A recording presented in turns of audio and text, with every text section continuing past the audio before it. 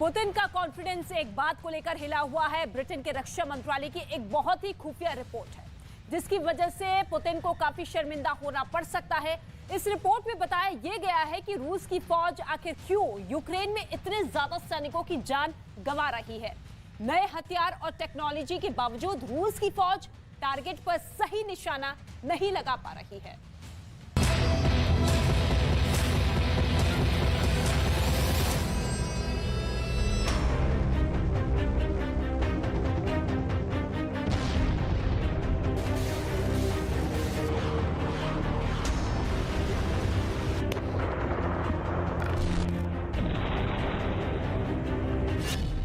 Ukraine में चल रहे युद्ध से पुतिन के लिए एक चौंकाने वाली खबर है।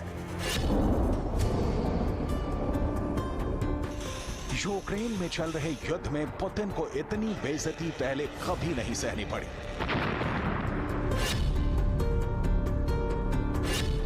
युद्ध में रूस की फौज क्या ये बदनामी बर्दाश्त करेगी? ज़ेलेंस्की की प्रोपेगेंडा टीम ने पुतिन को नीचा दिखाने के लिए एक नया पिटारा खोला है और इसमें से जो निकला है उसका नाम है शराब यानी नशा यानी मौत को दावत। और शराब को लेकर अब ज़ेलेंस्की की टीम ने पुतिन को बदनाम करना शुरू कर दिया है।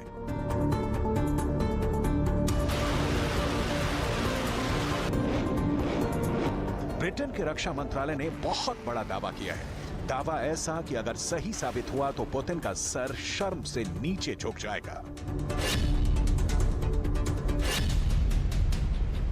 दावा यह है कि पुतिन के जितने भी फौजी यूक्रेन के युद्ध में मारे गए हैं उसकी वजह शराब है। पुतिन की ज्यादातर सेना शराब के नशे में धुत रहती है। ना उनमें अनुशासन है, ना वो युद्ध लड़ने के काबिल हैं। वो अपने दुश्मन यानी यूक्रेन को ठीक से टारगेट तक नहीं कर पा रहे क्योंकि रूस की फौज शराब की आदी हो चुकी है।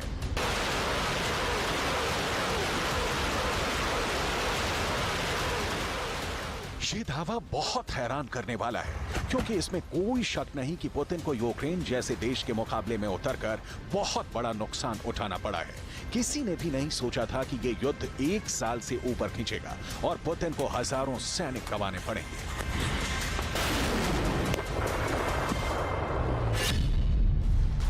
यूक्रेन के रक्षा मंत्रालय के मुताबिक रूस के 1,78,000 से ज्यादा सैनिक इस युद्ध में मारे जा चुके हैं। ये युद्ध का बड़ा दांव है जिसकी स्वतंत्र स्रोत भी पुष्टि नहीं कर रहे। लेकिन अगर ये सच है तो ये आंकड़ा द्वितीय विश्व युद्ध के बाद रूस का सबसे बड़ा नुकसान है।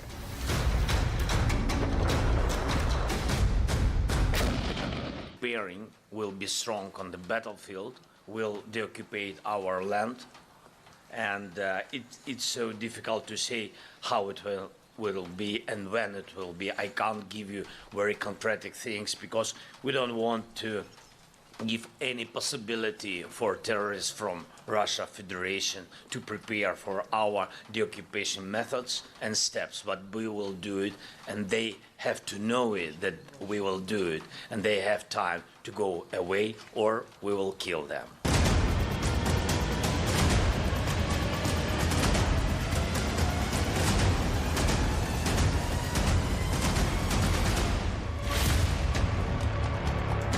यूक्रेन के युद्ध में बहुत सी ऐसी तस्वीरें आई हैं जब रूस की सेना घिरी हुई नजर आई है।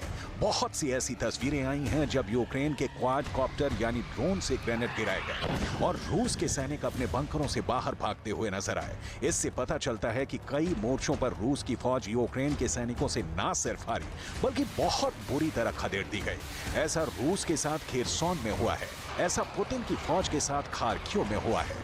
यही वजह है कि बड़े बड़े झटकों के बाद पुतिन ने सेना की कमान नए हाथों में दी।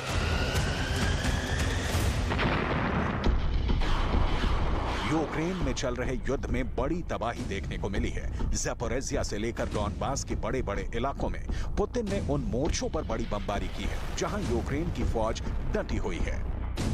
यूक्रेन के मोर्चे को तोड़ने के लिए इसी वर्ष जनवरी में रूस के नए जनरल वलेरी गेरासिमोव ने युद्ध की कमान संभाली है। और अगर इस खबर में सच्चाई है तो पुतिन के होश उड़ना लाजमी है।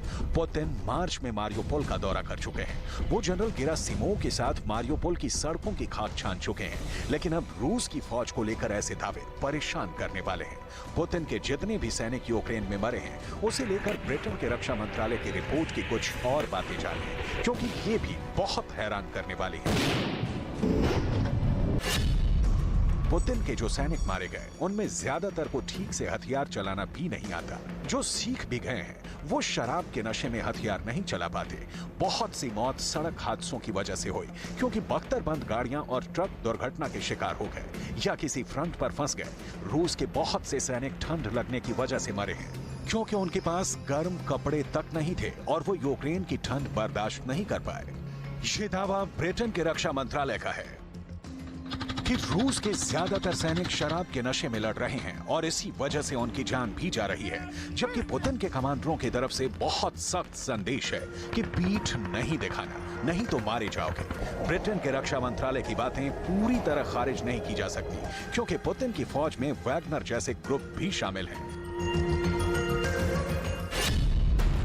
वैगनर वो लड़ाका ग्रुप है जिसमें अपराधियों की भर्ती की गई है।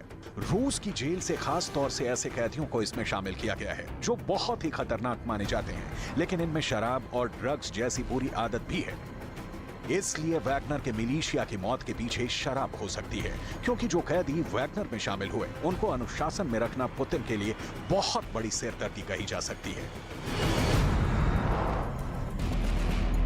ज़ेलेंस्की की फौज बार बार दावा कर रही है कि उसने रूस के इतने फौजियों को मौत के घाट उतारा है कि अब रूस में उनके लिए अलग से कब्रिस्तान तैयार किए जा रहे हैं।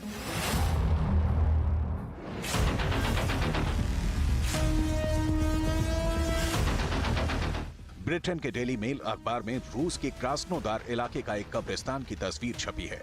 इसका वीडियो भी है। कहा जा रहा है कि यह कब्रिस्तान इतना बड़ा है कि इसे पैदल पार कर पाना भी मुश्किल है। बताया जा रहा है कि यह कब्रिस्तान उन भाड़े के सैनिकों का है जो रूस के लिए लड़ने के लिए यूक्रेन आए थे और वहां से वो नहीं, उनकी लाशें ट्रकों में भरकर रूस वापस लाई हैं। इस कब्रिस्तान का वीडियो पुतिन के पास भी गया है और कोई शक नहीं कि इन तस्वीरों को देखकर वो भी हैरान हैं।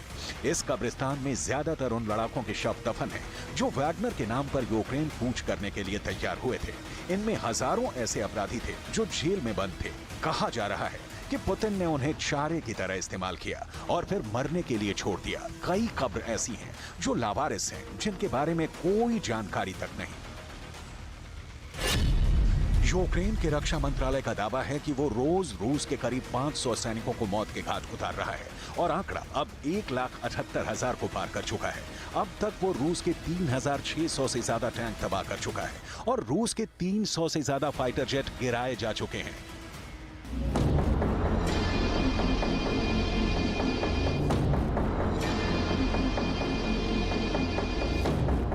अब यह नुकसान कैसे किया जा रहा है वो देखिए। ज़ेलेंस्की की फौज के पास हथियार कम है, लेकिन वो किसी तरह पुराने हेलीकॉप्टरों का भी इस्तेमाल करके रूस को चुनौती दे रहे हैं। ये सोवियत दौर का Mi-24 अटैक हेलीकॉप्टर है और ये नीचे उड़ते हुए रूस के उन मोर्चों पर बमबारी कर रहा है जहां रूस के पास एयर डिफेंस मजबूत नहीं है। ये 40 साल पुराना हेलीकॉप्टर है। इसे उड़ाने वाले पायलट्स की उम्र भी इससे कम है।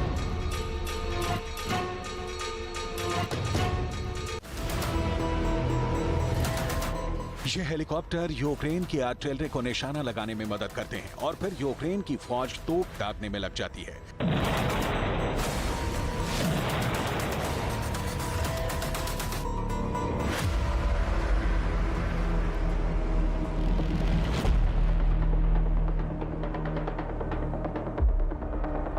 अब ज़ेलेंस्की कई फ्रंट पर M777 तोप तैनात कर चुके हैं जो 40 किलोमीटर की रेंज तक गोले बरसाती है।